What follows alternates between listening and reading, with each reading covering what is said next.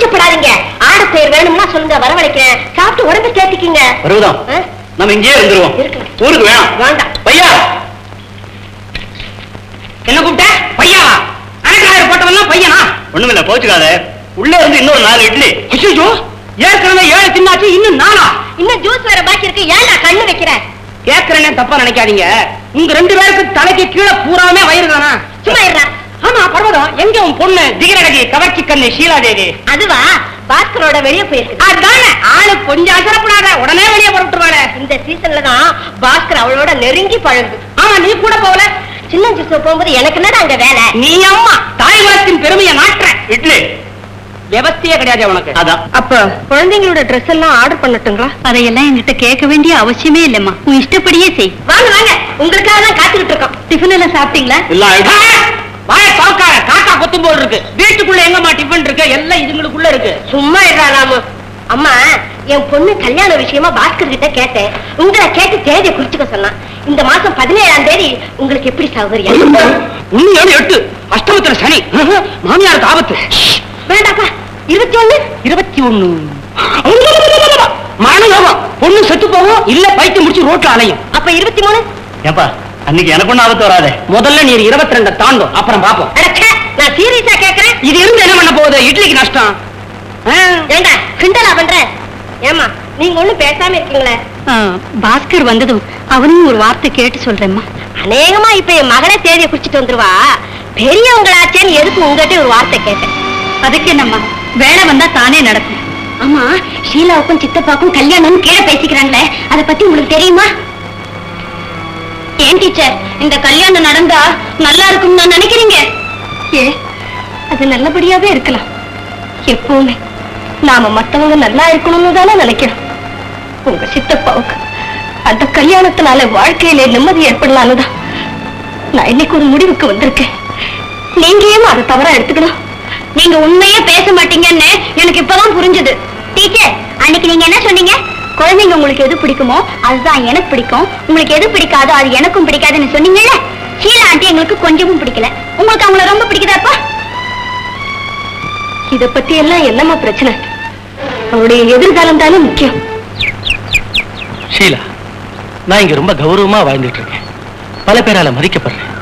இப்படி எல்லாம் என் கூட பழகி என் மதிப்பையும் கௌரவத்தையும் கெடுத்துறாரு பிளீஸ்.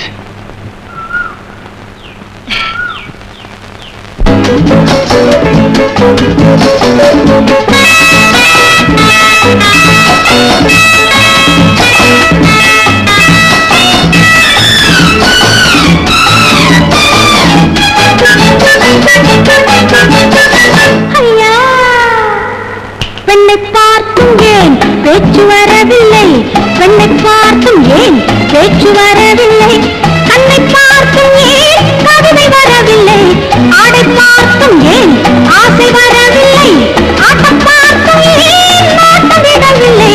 பெண்ணை பார்த்தும் ஏன் பேச்சு வரவில்லை? கண்ணை பார்த்தும் ஏன் கவிதை வரவில்லை? ஆடை பார்த்தும் ஏன் ஆசை வரவில்லை? ஆட்டம் பார்த்தும் ஏன் நாட்டம் விடவில்லை? பெண்ணை பார்த்தும் ஏன் பேச்சு வரவில்லை? பெண்ணை பார்த்தும் ஏன் பேச்சு வரவில்லை?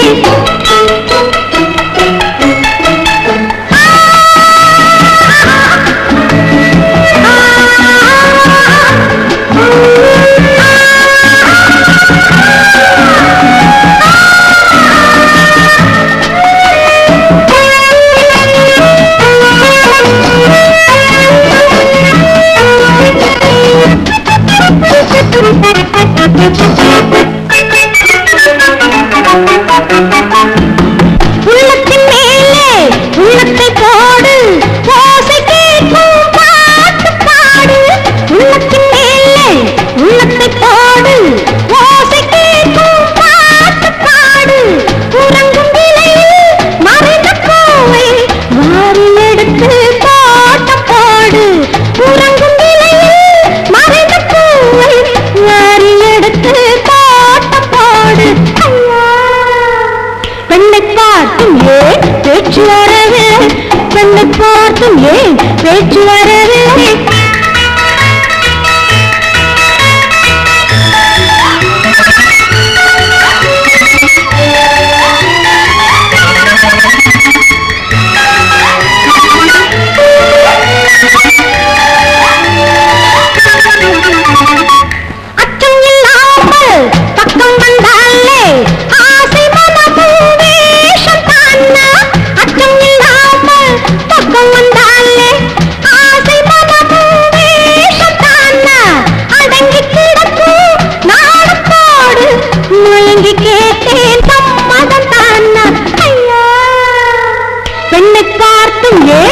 பேச்சு வரவில்லை, கண்ணை பார்த்தும் ஏன் கவிதை வரவில்லை, ஆடை பார்த்தும் ஏன் ஆசை வரவில்லை, ஆட்டம் பார்த்தும் ஏன் நாட்டம் விடவில்லை, பெண்ணை பார்த்தும் ஏன் பேச்சு வரவில்லை, பெண்ணை பார்த்தும் ஏன் பேச்சு வரவில்லை. லரரல்லரா, லரரல்லரா.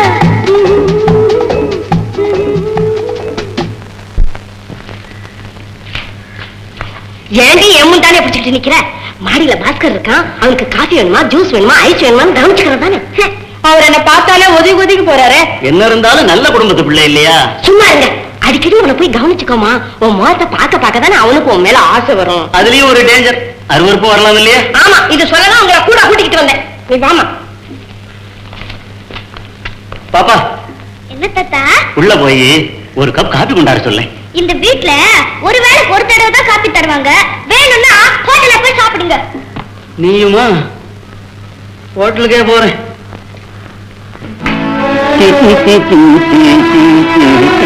என்னங்க?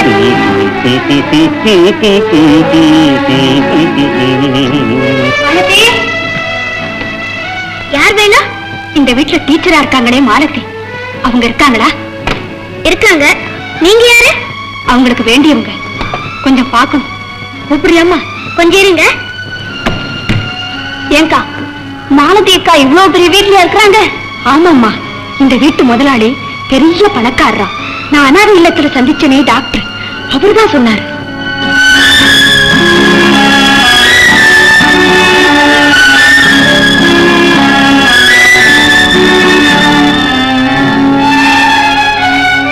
நீங்க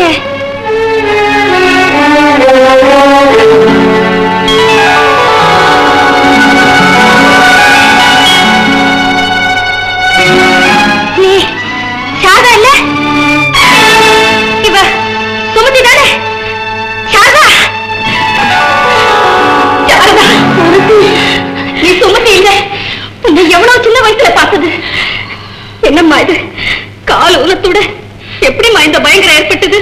அது நான் செய்த பாவம் மாலதி. நாங்க வசதியா இருந்தப்ப உன் சின்னஞ்சிறு கால்களை வெளியுலகத்து பயங்கர பாதையில தனியா போராடும்படியா உன்னை விரட்டின இல்லையா? அதுக்கு தண்டனையா கடவுள் என்ன கார் விபத்துக்கு ஆளாக்கி என் கால்கள்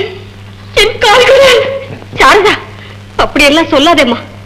நான் உங்களையோ அத்தையோ எப்பவுமே தாழ்வா நினைச்சதே இல்லை. ஆமா, அத்தை எங்கே? உன் முகத்துல முடிக்கவே வெக்கப்பட்டுக்கிட்டு வெளியே நிக்கிறாங்க. என்னது, வெளியே நிக்கிறாங்களா? நீங்க இருங்கக்கா. ஆமா, உனக்கு ஒரு தம்பி ராஜுன்னு இருந்தானே, குடும்பத்துல கஷ்டம் ஏற்பட்டதும் வேலை தேடி மெட்ராஸுக்கு போனா. அதுக்கப்புறம் அவனோட மேல என்னன்னே தெரியல. மாலதி! அத்தை! அத்தை! முதல்ல என்ன மன்னிச்சுட்டேன்னு ஒரு வார்த்தை சொல்லுமா. உன் முகத்துல முடிக்க கூட எனக்கு அருகதை இல்லம்மா. அப்படி எல்லாம் சொல்லாதீங்க அத்தை. என்ன இருந்தாலும் ஆரம்ப காலத்துல நான் உங்க உப்பத்திலிருந்து வளர்ந்தவ. மறுபடியும் உங்க எல்லாரையும் பார்க்கிற சந்தர்ப்பத்தை கொடுத்த அந்த ஆண்டவனுக்கு தான் நான் நன்றியை சொல்லணும். மாலதி, அம்மா வரவே முடியாதுன்னு தான் சொன்னாங்க. ஆனா கஷ்டப்படுற இந்த நேரத்துல மாலதி அக்காவை பாக்குறதுல தவறு ஒண்ணு இல்லைன்னு நானும் சாரதாவும் தான் சொன்னோம். அத்தை, எங்க சித்தப்பா என்ன அனாதையா உங்ககிட்ட ஒப்படைச்ச போது நீங்க அன்பா என்ன வர வச்சதை நான் என்னைக்கும் மறக்கல. உங்களுக்கு எந்த உதவியும் செய்ய நான் கடமைப்பட்டிருக்கேன். சொல்லுங்க மாலதி, உன்னுடைய உயர்வான குணத்தை புரிஞ்சுக்காம நான் நடந்ததெல்லாம் மறந்துடுங்க. வாங்க வாங்க.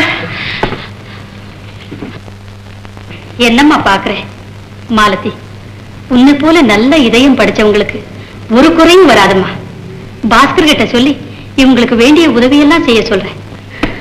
அத்தை, மாலதி, இவங்க எல்லாரும் எப்பவும் இந்த வீட்லயே தங்கலாம். உங்களுக்கே இயல்பான தாராள மனசோட சொல்றீங்க. ஆனா இவங்க இங்க தங்குறது அவ்வளவு நல்லா இருக்காது அத்தை. மாலதி, ஆமா அத்தை, என்னுடைய சம்பளத்தை இனிமே இந்த குடும்பத்துக்கு கொடுக்கறதா தீர்மானிச்சுட்டேன். இவங்களுக்கு ஒரு ஏற்பாடு செய்யற வரைக்கும் இங்க தங்க அனுமதிச்சீங்கன்னா அதுவே போறோம். ஆகட்டும்மா, வாங்க வாங்க. இந்த திரைப்படத்தை முழுமையாக கண்டு மகிழ உடனே டவுன்லோட் செய்யுங்கள் Raj digital TV OTT app. வருடத்திற்கு வெறும் 299 ரூபாய் மட்டும்.